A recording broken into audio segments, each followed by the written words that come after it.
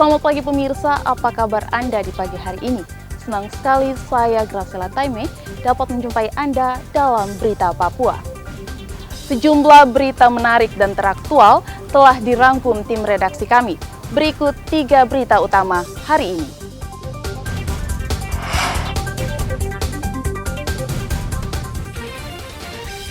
Unjuk rasa penolakan daerah otonomi baru dibubarkan polisi.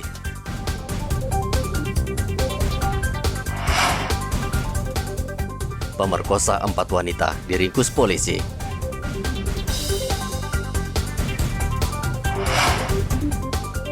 Peringati Hari Bersepeda Internasional, ratusan warga Merauke goes bareng keliling kota Merauke.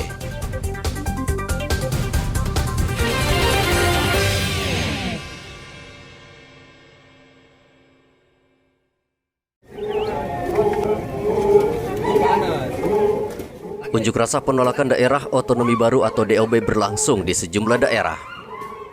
Di kota Jayapura, polisi membubarkan unjuk rasa yang tergabung dalam petisi rakyat Papua. Mereka kembali menggelar unjuk rasa namun dibubarkan karena dianggap mengganggu ketertiban umum. Massa berjalan kaki dari Expo Waena namun dihadang polisi. Mereka juga berkumpul di sejumlah titik yaitu di Jalan Biak dan Perumnas 3, namun tak diberi kesempatan berorasi. Jadi memang ada titik pergerakan yang sudah kami himbau dari kemarin. Tidak ada yang melakukan lepas. Tapi ada beberapa kelompok yang memang tidak paham apa yang polisi himbau. Ya, padahal kemarin kita sudah bilang kami akan fasilitasi. Kami akan melakukan mediasi supaya kami antar ke DPR. Tapi pagi-pagi mereka sudah menutup jalan. Ya. Dan kelompok ini melawan petugas. Sudah kita himbau. Jangan tutup jalan, ya. Nah, memang kelompok ini yang kemudian ya sedikit kita melakukan upaya pencegahan agar tidak nanti mereka lebih luas mengganggu lingkungan sekitar. Sementara di Mimika, ratusan orang juga berunjuk rasa menolak DOB. Mereka berkumpul di halaman gereja Kingmi, membawa spanduk sambil berorasi. Polisi membubarkan unjuk rasa ini karena berbau makar. Mereka sempat bergerak menuju gedung DPRD dan meminta bertemu dengan anggota DPRD yang bersedia menerima aspirasi mereka. Saya kira ini aspirasi ini sudah serahkan baik, aksi ini sudah jalan baik, dan saya kira ini sudah untuk akan atur waktu untuk akan serahkan aspirasi. Mereka sudah serahkan aspirasi, maka kami juga bisa pulang dengan baik-baik dan kami akan melanjutkan aspirasi ini. Sebaliknya di Sorong, sejumlah kepala suku mendukung pemerintah menambah daerah otonomi baru, khususnya Provinsi Papua Barat Daya. Melki Osok, salah satu perwakilan kepala suku, mengatakan daerah otonomi baru ini akan membuka peluang lapangan kerja baru di Papua Barat karena wilayah ini memiliki SDM dan sumber daya alam yang memadai. Supaya ada keadilan. Kenapa? Wilayah Papua Barat Daya ini cukup luas. SDM-nya, SDA-nya semua siap. Tinggal membutuhkan provinsi ini hadir. Kalau ada yang tidak setuju itu wajar-wajar saja di situasi politik ini. Tapi kami yang ada di Sorong Raya ini merasa penting, merasa sangat membutuhkan satu provinsi yang disebut Provinsi Papua Barat Daya. Perjuangan ini cukup lama. Dan mari anak-anak muda yang sudah selesai kuliah punya jasa cari pekerjaan. Kenapa tidak bersyukur dengan hadirnya Provinsi Papua Barat Daya? Jadi mari ini kebutuhan. Kebutuhan yang perlu kita singkapi, kita terima dan ya masing-masing boleh dengan gaya. Tapi kami dari lintas suku merasa ini kebutuhan, kepentingan yang harus diakomodir. Dukungan yang sama juga diberikan tokoh adat MP Sauyai. Kami tetap mendukung kebijakan pemerintah yang pada hari ini telah menyatakan bahwa ada empat provinsi akan terjadi di tanah Papua. 3 di Provinsi Papua dan 1 di Provinsi Papua Barat, yaitu Provinsi Papua Barat Daya, yang berkedudukan ada di Sorong Raya, itu kota Sorong. Karena peraturan pasti kedudukan provinsi itu ada di sebuah kota. Oleh sebab itu hal ini kami sangat bersyukur, berterima kasih untuk Tuhan yang telah memberikan kekuatan, memberikan hikmat, memberikan tenaga untuk baik kepala-kepala suku, tim percepatan tetapi juga presidium dapat melakukan hal yang besar ini. Sehingga bukan kemampuan kami, tapi kami percaya bahwa Tuhan berikan kemampuan itu untuk kami dapat melakukan itu. Provinsi Papua Barat Daya memiliki potensi alam yang memukau. Potensi ini bisa dikembangkan menjadi industri pariwisata yang bisa menggerakkan perekonomian daerah ini. Papua Barat Daya memiliki Raja Ampat, wisata Tambrau dan Kaimana yang sejak lama menjadi daya tarik wisatawan mancanegara. Usulan pemekaran Provinsi Papua Barat diajukan sejumlah tokoh adat dan masyarakat dan telah mendapat persetujuan Badan Legislasi DPR RI pada 30 Mei lalu. Dukungan juga diberikan Koalisi Merah Putih saat gelar diskusi publik Sabtu lalu di Manokwari yang dihadiri sejumlah tokoh intelektual Papua, LMA, Barisan Merah Putih, Parlemen Rakyat, serta unsur pemuda dan mahasiswa. Mereka menyambut baik rencana pemekaran Provinsi Papua Tengah, Papua Pegunungan Tengah, Papua Selatan, dan Papua Barat Daya. Pemekaran ini menurut mereka akan memberikan manfaat kesejahteraan terhadap masyarakat adat Papua. Saya melihat manfaat DOB ini sebenarnya sangat baik sekali untuk pemerataan hak-hak penata layanan di tingkat atas hingga bawah, sehingga ada kemudahan-kemudahan yang kita alami atau kita rasakan, dan itu yang sebenarnya kita lihat. Jangan memang tadi saya sudah sampaikan bahwa pro kontra itu biasa, nanti pada akhirnya kita akan menikmati apa sih sebenarnya tujuan dari DOB. Sebenarnya hanya satu saja, tadi kita berdasarkan Pancasila untuk, kalau sesuai dengan sila kelima ya, keadilan sosial bagi seluruh rakyat Indonesia, itu sebenarnya yang paling utama kita ingin capai. Ada pemerataan kesejahteraan bagi seluruh rakyat Indonesia hingga ke tingkat paling rendah, yaitu tingkat kampung. Dan itu yang mungkin saya lihat, dan kenapa saya sampaikan seperti itu, karena yang nanti ke depan yang pasti menikmati itu masyarakat adat kita yang akan menikmati itu. Mereka meminta pemerintah pusat segera menuntaskan DOB karena memberi manfaat kesejahteraan bagi masyarakat, terutama pendidikan, kesehatan, dan ekonomi. Setuju. Tapi di balik itu ada tetapinya. Ada tetapinya. Tolong jawab dulu otsusnya itu. Jangan pemerintah belum jawab otsus, baru datangkan dong. Otsus saja belum.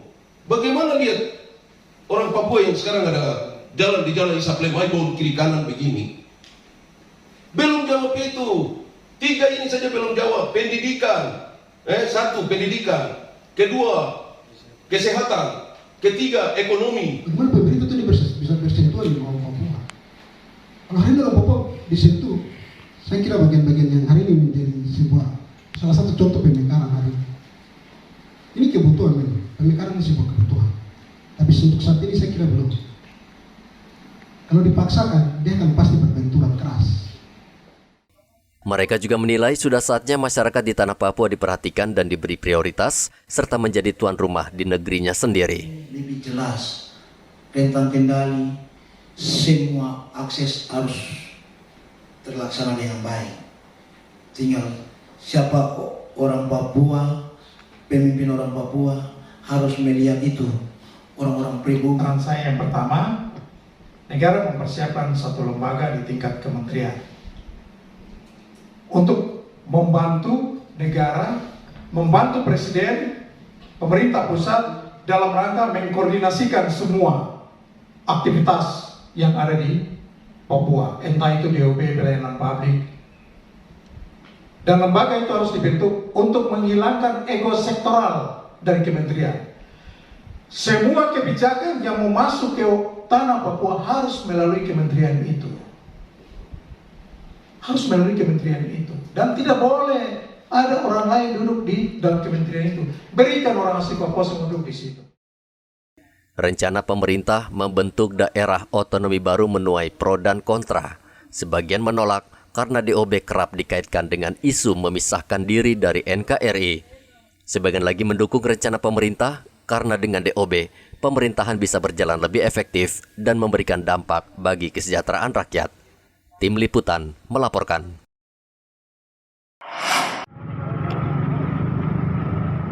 Seorang tenaga honorer rumah sakit Ramela di kota Jayapura ditangkap polisi karena diduga memperkosa 4 orang pedagang di distrik Moratami, kota Jayapura. Peristiwa terjadi sebulan yang lalu di Hol Tekam, distrik Moratami. WPS sempat buron dan akhirnya ditangkap Satuan Reskrim Polresta Jayapura. Modus yang digunakan WPS adalah dengan berpura-pura memesan makanan dalam jumlah banyak dari pedagang wanita.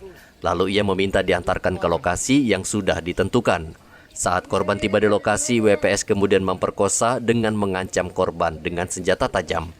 Selain memperkosa, WPS juga merampas seluruh barang berharga milik korban. Dari pengakuan WPS, kejadian dilakukan sebanyak 6 kali dengan korban yang berbeda.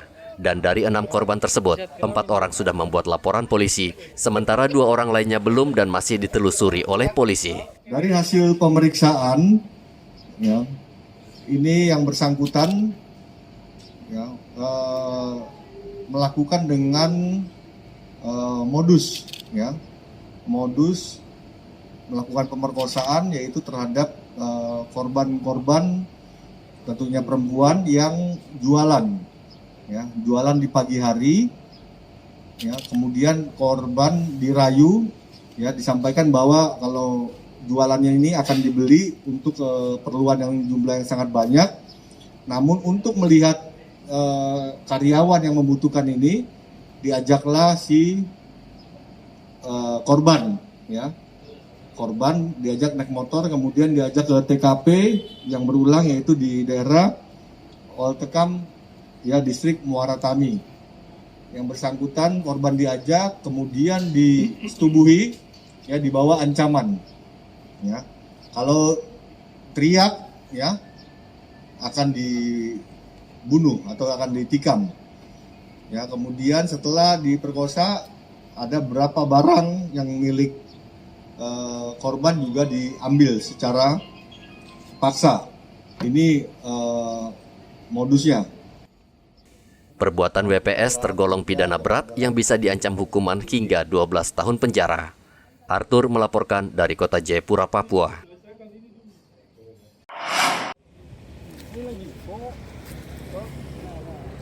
Lima pemuda ini ditangkap polisi karena membuat keributan dengan sekelompok warga di Jalan Sosial Mimika Sabtu lalu. Belakangan diketahui, kelima pemuda ternyata mabuk minuman keras dan berbuat onar sehingga memancing warga sekitar yang terganggu oleh ulah mereka. Untuk menghindari keributan yang lebih panjang, polisi langsung turun tangan dan menangkap mereka serta membawanya ke Mapolsek Mimika Baru. Hingga berita ini disusun, mereka masih berada di tahanan kepolisian, menunggu hingga kondisi mereka sadar lalu akan dipulangkan. Minuman keras kerap kali memicu pertengkaran dan tindakan kriminal di Mimika, bahkan tidak sedikit menelan korban jiwa. Sementara penjualan minuman keras semakin marak, bahkan ada toko minuman keras yang dibuka non-stop alias 24 jam. Igobat Momolin melaporkan dari Mimika, Papua.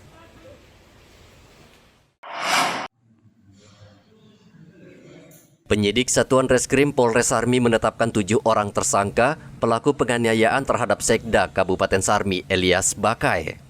Ketujuh orang tersebut ditetapkan sebagai tersangka setelah penyidik melakukan pemeriksaan terhadap sejumlah saksi dan menyita barang bukti dari lokasi kejadian.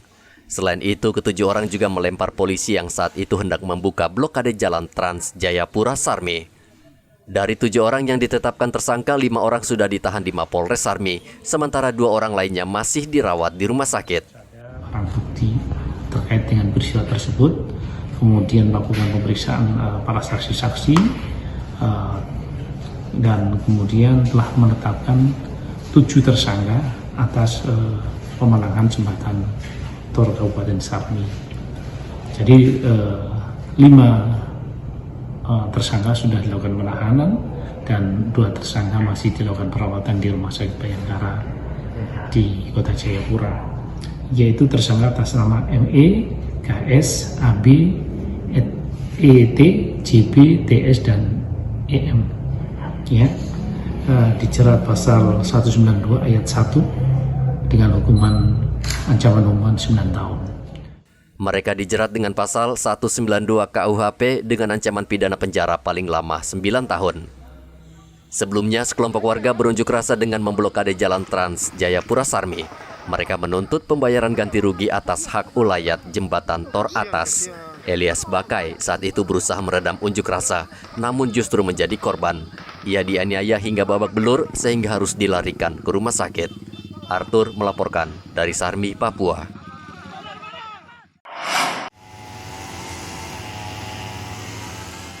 Seorang wanita di Mimika ditangkap karena menyebabkan ratusan orang menderita kerugian akibat arisan online. Sebagian korban bahkan kehilangan uang hingga ratusan juta rupiah. Siti yang kini tengah menjalani pemeriksaan di Polres Mimika diduga menjanjikan hadiah uang besar sehingga banyak korban yang tergiur. Menurut keterangan Kasat Reskrim Polres Mimika, Ibtu Bertu Haridika Anwar, 2 korban melaporkannya ke polisi karena uang yang mereka setor sebesar 145 juta rupiah dan 65 juta rupiah belum juga dikembalikan tersangka. Saat ditagih, tersangka hanya memberikan janji. Siti mengatakan arisan online digelar setiap bulan. Setiap peserta yang menyetor 10 juta rupiah akan mendapatkan uang berlipat. Pada tahun 2017 terlapor membuat arisan online bulanan, kemudian pada tahun 2021 memberi dari terlapor mau keluar karena membutuhkan dana, sehingga terlapor mencari pengganti melalui media sosial dan kemudian terlapor mendapatkan pengganti member yang mau keluar, namun pergantian uang sesuai dengan arisan yang sudah dibayarkan oleh member lama. Jadi waktu itu pelapor dia mau diberikan slot, di slot ada member lama mau keluar, jadi dia tertarik untuk masuk di slot tersebut. Setelah terlapor berhasil mendapatkan pengganti member yang akan melanjutkan arisan, kemudian terlapor mendapatkan ide untuk mendapatkan uang dengan cara memposting di Facebook dan Instagram dengan modus arisan member dengan menambahkan keuntungan kepada pembeli agar lebih cepat dibeli. Kemudian arisan member yang dijual oleh terlapor tidak ada member dan tidak ada arisannya. Terlapor mengatakan arisan member agar lebih kelihatan daya tariknya kepada orang yang melihat postingan. Nah, berikut untuk harga arisan member awal terlapor jual dengan harga yang pertama 5 juta dikembalikan sebanyak 6,5 juta. 10 juta dikembalikan sebanyak 13 juta, 15 juta akan dikembalikan 20 juta, 20 juta akan dikembalikan 26 juta, 30 juta akan dikembalikan sebanyak 40 juta, harga 50 juta akan dikembalikan sebanyak 65 juta. Dengan waktu pengembalian sekitar 1 sampai dengan 2 bulan. Berdasarkan laporan korban, polisi menangkap Siti di rumahnya di Jalan SP2 Mimika. Polisi masih menunggu laporan korban yang lain karena dari 100 peserta arisan online, baru 2 orang yang melapor. Atas perbuatannya, Siti terancam hukuman 4 tahun penjara. Dari Mimika, Papua, Igobat Momolin melaporkan. Kasus kecelakaan lalu lintas di Merauke saat ini sangat mengkhawatirkan. Setidaknya dalam sepekan terakhir, 7 nyawa warga melayang akibat kecelakaan lalu lintas. Kecelakaan tersebut terjadi akibat tabrakan maupun kecelakaan tunggal. Data tersebut disampaikan Polres Merauke yang selama beberapa hari terakhir melakukan evaluasi. Dan yang menarik, sebagian besar kecelakaan disebabkan pengendara dipengaruhi minuman keras. Kasat Lantas Polres Merauke AKP Dianovita meminta pengendara tidak mengonsumsi minuman keras saat mengemudi karena membahayakan pengemudi dan orang lain. Angka kecelakaan di wilayah hukum Polres Merauke, kami dari Satlantas Polres Merauke menghimbau kepada seluruh pengguna jalan di Kota Merauke agar selalu mengutamakan keselamatan dalam berkendara. Bagi masyarakat Kota Merauke, kami himbau agar dalam mengemudi dalam keadaan fit, tidak menggunakan miras atau tidak dalam pengaruh alkohol, tidak usah kebut-kebutan dan lengkapi kendaraan Anda ketika berkendara di jalan raya. Dan jangan lupa untuk patuhi rambu-rambu yang sudah ada, karena kecelakaan pasti berawal daripada melakukan pelanggaran lalu lintas.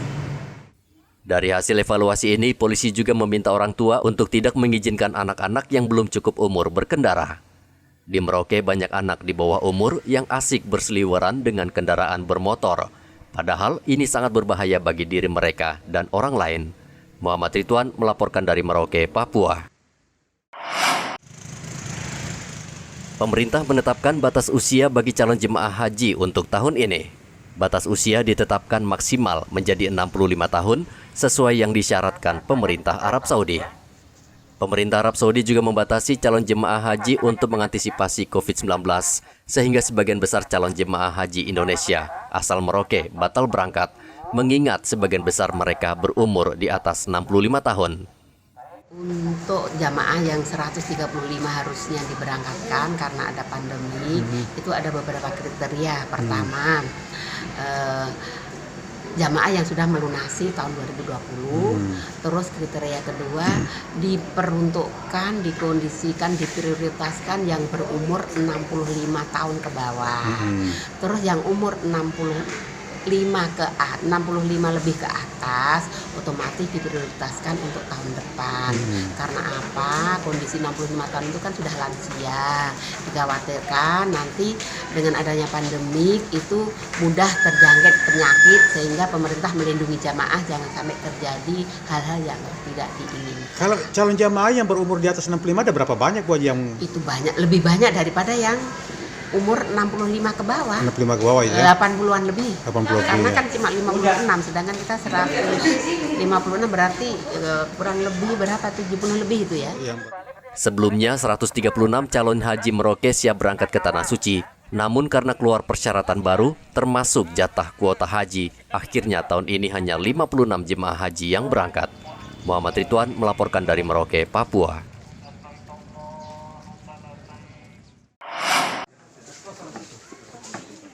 Polres Merauke mewajibkan seluruh polisi mengikuti tes psikologi untuk mencegah penyalahgunaan senjata api. Tes psikologi dilakukan tim psikotes dari Polda Papua Sabtu lalu.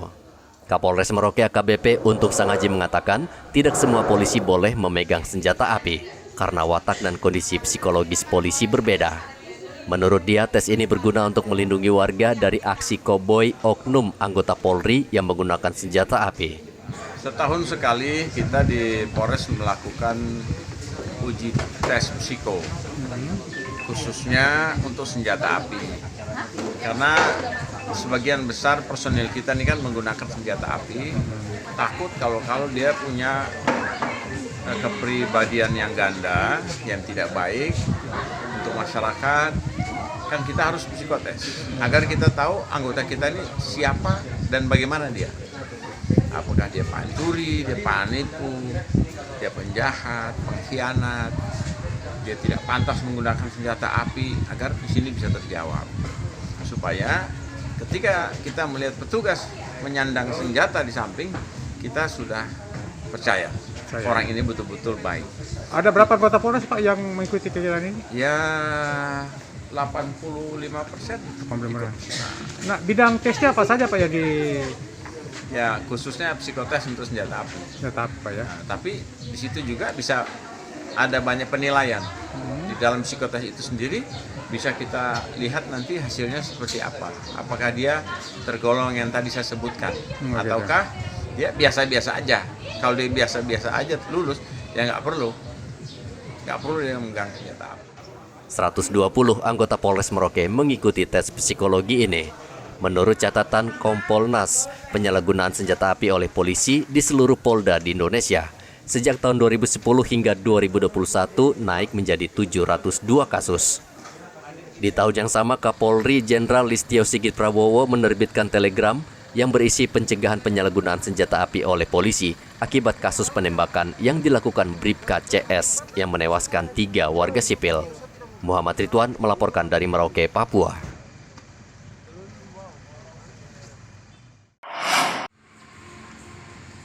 Capaian vaksinasi ketiga atau booster di Merauke terbilang lambat, karena hingga saat ini vaksinasi booster atau penguat baru mencapai 15%. Ini berarti baru sekitar 15.000 warga yang baru divaksin dari 100.000 target yang dicanangkan. Lambatnya prosentase capaian vaksinasi ketiga ini menurut Kadinkes Merauke, Dr. Neville Muskita, karena beberapa faktor, yakni keengganan warga karena merasa sudah cukup divaksin 2 kali. Selain itu, warga yang datang untuk divaksin biasanya hanya untuk memenuhi syarat perjalanan saja. Karena booster itu kan imunisasi tambahan saja untuk memperkuat. Ya. Dengan imunisasi misalnya sudah 2 dosis, ya apalagi dengan situasi sekarang, situasi seperti sekarang, di mana kita tahu sendiri bahwa penularan di masyarakat sudah jauh berkurang, tambahan kasus baru rata-rata per hari juga sudah jauh berkurang, sehingga mungkin masyarakat juga merasa sudah tidak perlu booster lagi, COVID-nya sudah nggak ada, kan gitu logikanya. Sehingga kita juga di lapangan melihat bahwa antusiasme masyarakat untuk booster lagi sudah tidak begitu kuat ya seperti sebelum Lebaran. Karena motivasi masyarakat saya lihat utamanya untuk mengikuti booster adalah ketika ingin melakukan perjalanan, di mana syarat perjalanan itu untuk pelaku perjalanan itu harus booster, sehingga mereka ingin booster supaya tidak lagi swab PCR atau TCM ataupun antigen kan gitu. Tapi dengan perubahan kebijakan pemerintah, saya kira ya yang masyarakat sudah toh 2 kali suntik juga nggak perlu antigen atau PCR. Namun demikian, Dinkes Merauke terus mendorong warga Merauke agar mau melakukan vaksinasi ketiga. Sejauh ini capaian vaksinasi dosis pertama di Merauke mencapai 90%, dosis kedua 70%, capaian ini merupakan yang tertinggi di Papua. Muhammad Ridwan melaporkan dari Merauke, Papua.